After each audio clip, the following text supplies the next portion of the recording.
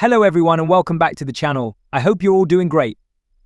Today we're diving into a topic that's been making waves lately: the UK's openness to discussing non-cash forms of reparatory justice for its former colonies, particularly concerning its role in the transatlantic slave trade. Yeah, it's a pretty significant topic, right? So let's get into it and break it down. Keir Starmer, the UK's Labour Party leader, has recently opened the door to the possibility of non-financial reparations. This came after Commonwealth leaders put pressure on him to engage in what they've called a meaningful, truthful and respectful conversation about Britain's colonial past. I see this as a major development because, for a long time, reparations have been a point of contention between Britain and many of its former colonies. So now there's this call for a different kind of reparations, not in the form of money, but something else. You might be wondering, what exactly does non-financial reparations mean? Okay, so while Downing Street has maintained that financial reparations aren't on the table, a spokesperson did suggest that the UK could support other forms of reparatory justice. For example, restructuring financial institutions or offering debt relief to former colonies. That's interesting, isn't it? These could be actions that help redress the economic disparities created by colonial exploitation without directly costing British taxpayers. There's this widespread sense that current financial systems, especially the ones that give out loans to developing countries, often charge high interest rates that make it really tough for these nations to pay them back. This is where the idea of restructuring comes in, right? It's like acknowledging the inequalities and addressing them through systemic changes. It's not just about saying sorry, it's about changing the structures that perpetuate those inequalities. Yeah, makes sense, huh? But this move toward reparatory justice isn't without its challenges.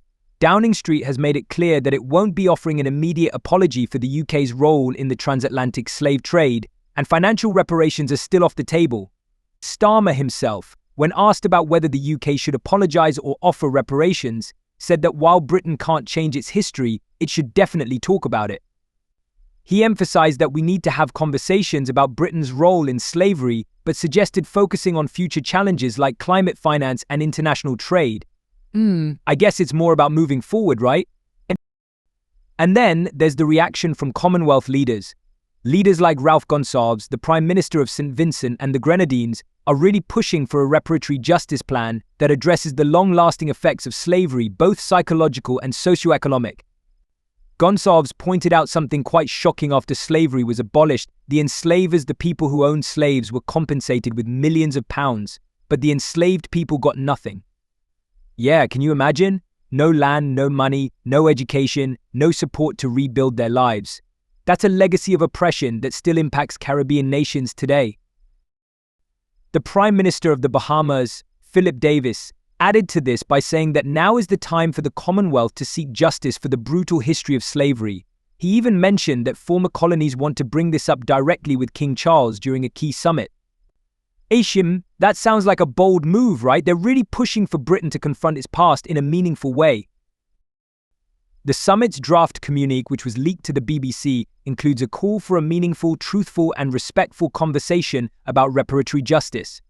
What's interesting here is that the communique broadens the scope beyond the transatlantic slave trade. It references the practice of blackbirding in the Pacific, where Pacific Islanders were kidnapped and sold into forced labor in Australia. That's not something you hear about every day, right? It's a reminder that the legacy of enslavement stretches far beyond the Atlantic and affects many regions. One particularly poignant example comes from Queensland, Australia, where the Mayor of Bundaberg issued a formal apology in 2021 for the blackbirding practices that took place there.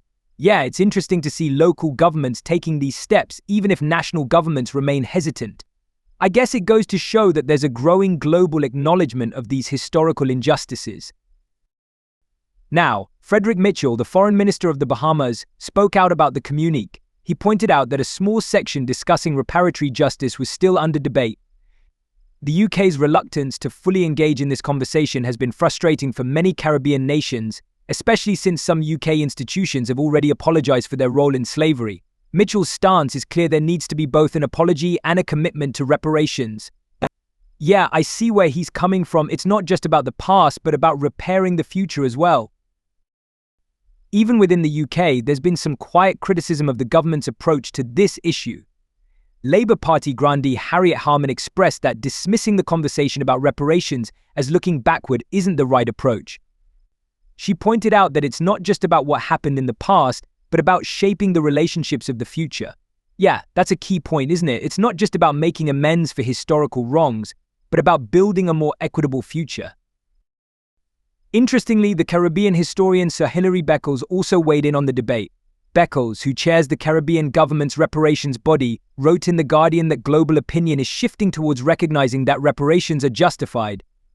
He highlighted how Britain's economic rise as a global superpower came at the cost of enslaved Africans and their descendants, who were left with enduring pain, poverty, and systemic suffering.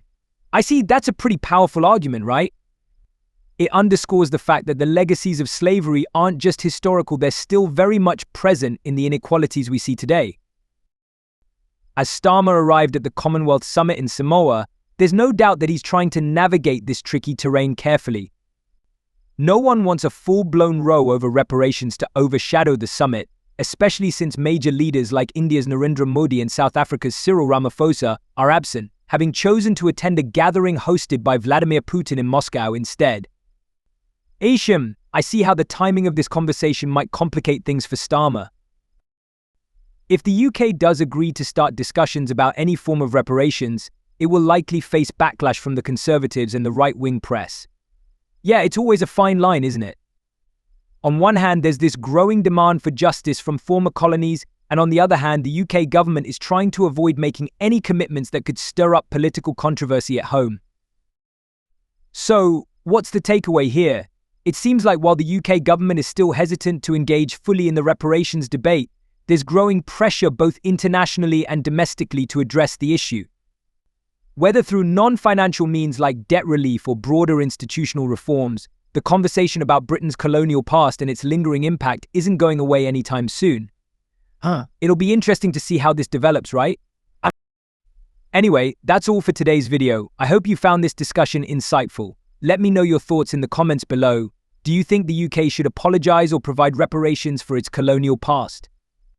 I'd love to hear your perspectives. And as always, if you enjoyed this video, don't forget to like, share, and subscribe. See you in the next one. Thanks for watching our video. Please hit the bell icon and subscribe the channel. Thank you.